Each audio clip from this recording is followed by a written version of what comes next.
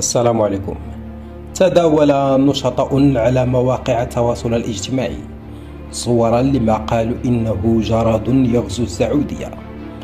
وبدا في الصورة أحد الأشخاص فوق سطح منزله وهو يحاول إبعاد الجراد، وقد غطت أسراب هائلة من هذه الحشرة السماء من حوله.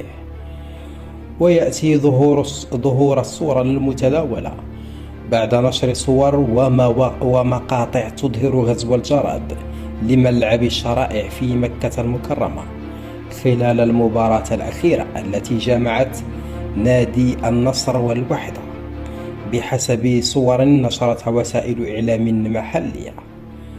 وفندت خدمة تقصي صحة الأخبار باللغة العربية في وكالة فرانس بريس كون الصورة الأولى في السعودية مؤكدة أنها قديمة ولا علاقة لها بالسعودية.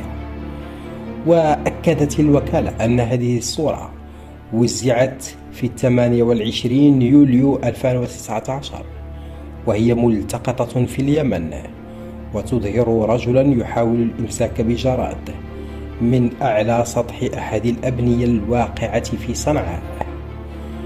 وكانت خدمة تقصي صحة الأخبار باللغة العربية في فرانس بريس قد بيّنت أيضا حقيقة فيديو مصور حديثا لأسراب جراد، وتداولته صفحات على مواقع التواصل على أنه في السعودية، وقالت إن الادعاء مضلل والفيديو منشور سنوات.